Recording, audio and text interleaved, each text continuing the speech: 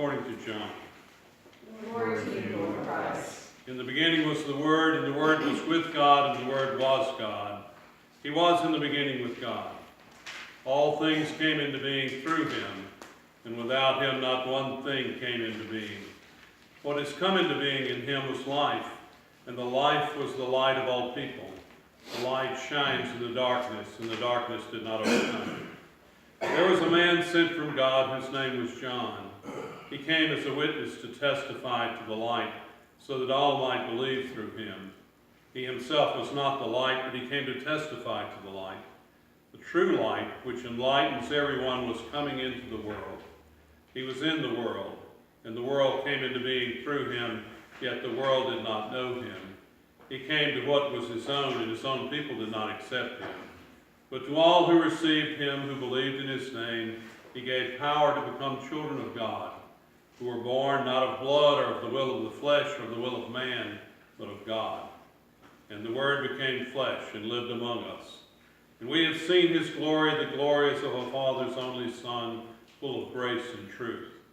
John testified to him and cried out, "This was he of whom I said, he who comes after me ranks ahead of me because he was before me." From his fullness we've all received grace upon grace. The law indeed was given through Moses. Grace and truth came through Jesus Christ.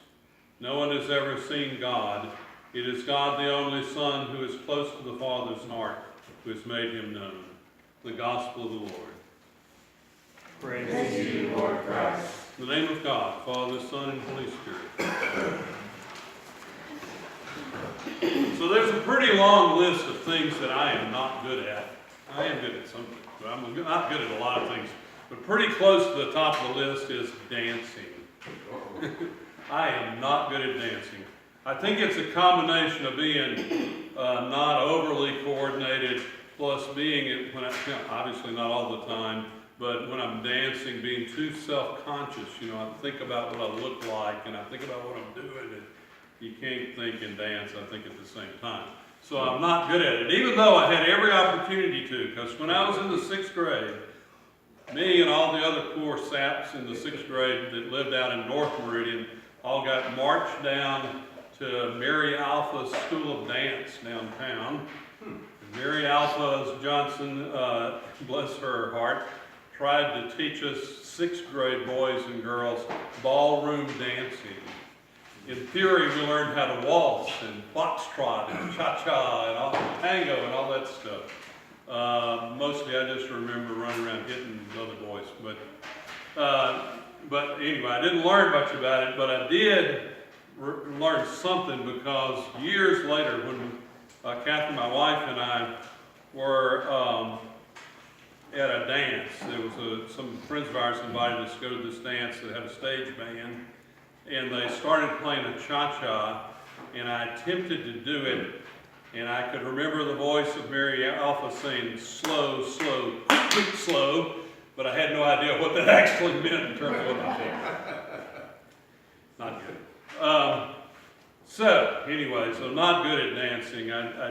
But fortunately, I was in high school and college in the 60s and early 70s when it was not. I mean, there were some people that were good dancers and did more, but it was perfectly acceptable just to sort of do this.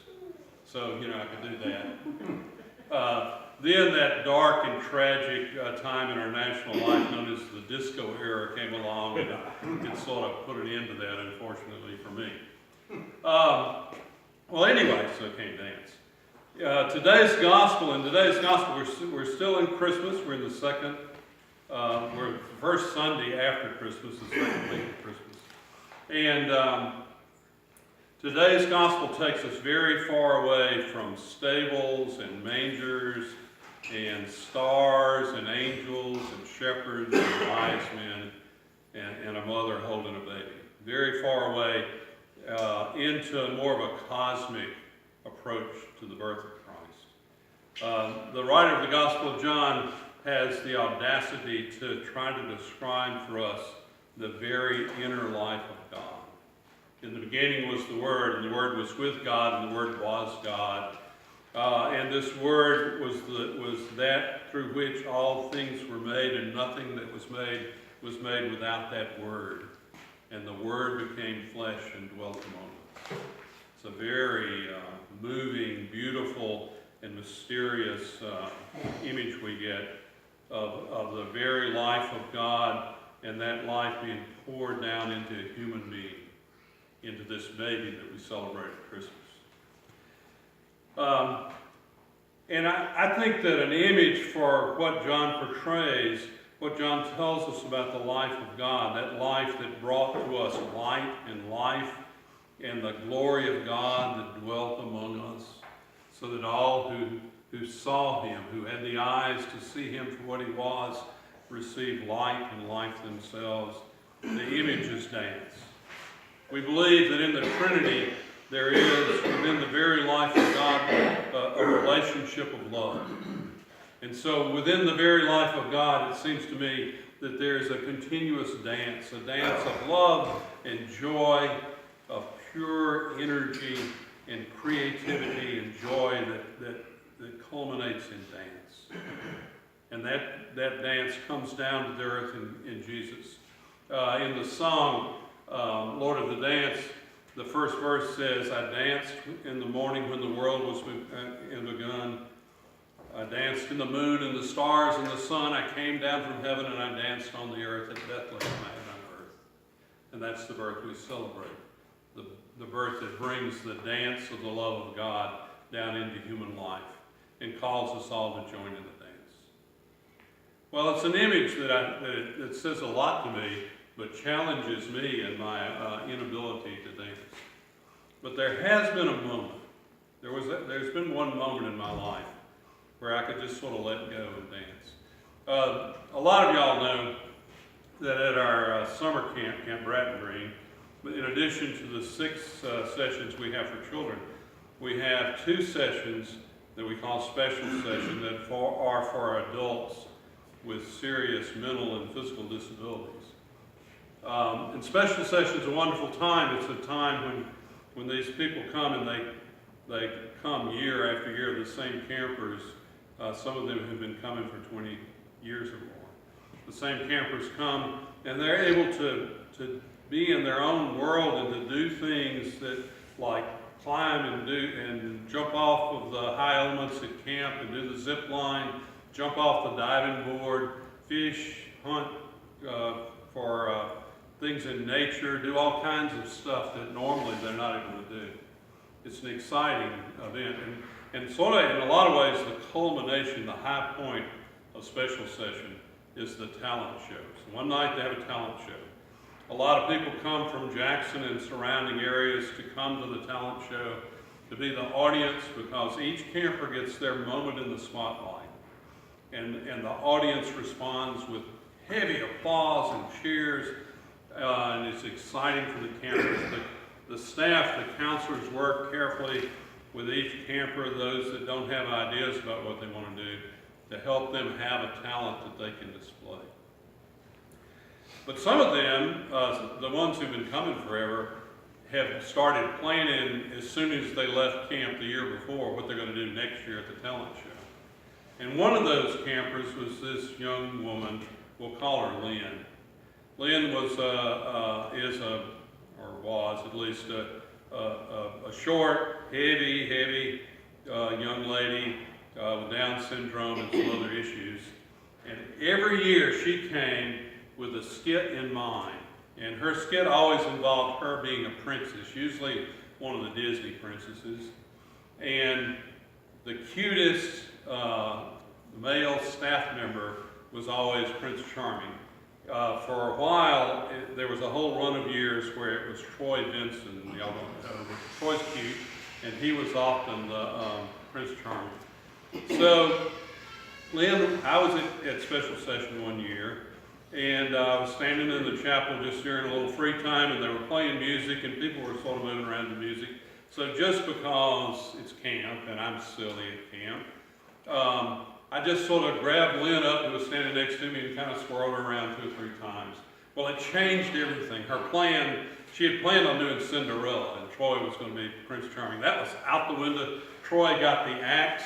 I was now the star of the show with her, and instead she wanted to do, and I think this involved a bit of typecasting on my part, but we were going to do Beauty and the Beast. She was the beautiful Belle, and naturally I was the Beast. And what we're going to portray, the scene we're going to do, was the scene in the movie where Belle and the Beast dance. They do a waltz in the ballroom of the castle. So, you know, it's camp. I don't care. I don't mind being embarrassed at camp. So I was fine with that. I found back in the costume closet an old tux and got myself into it. Several of the girls on staff managed with a lot of engineering work to squeeze Lynn into somebody's donated old prom dress. And there we were. So our moment came. We walked out. The lights dimmed. The spotlight hit us. I bowed to her. She curtsied to me.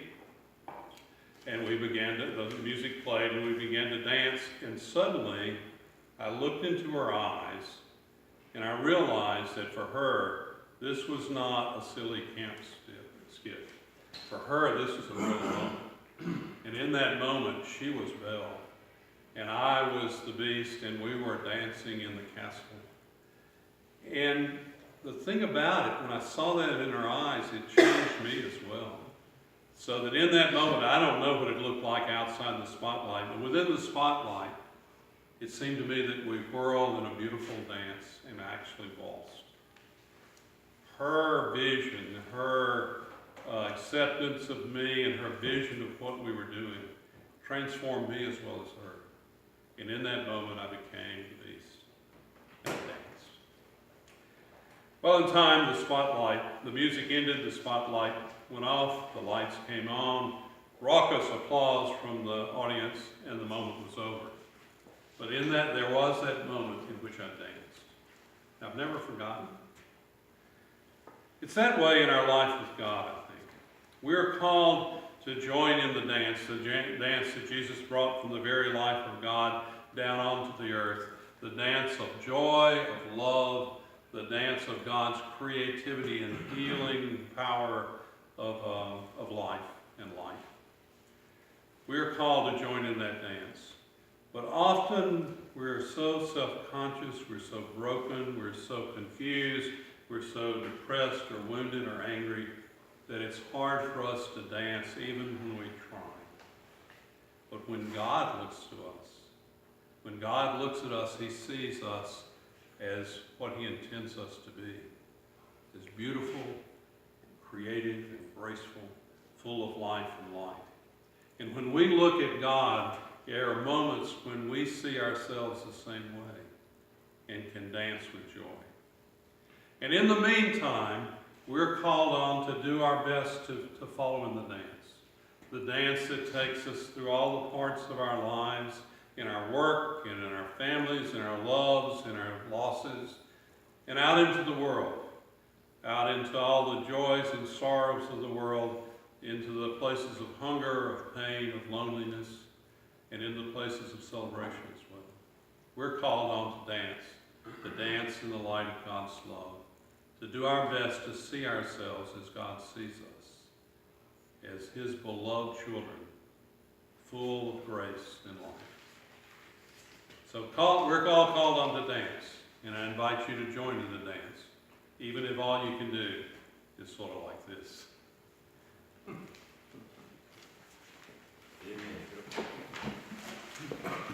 The service will continue with the Nicene Creed.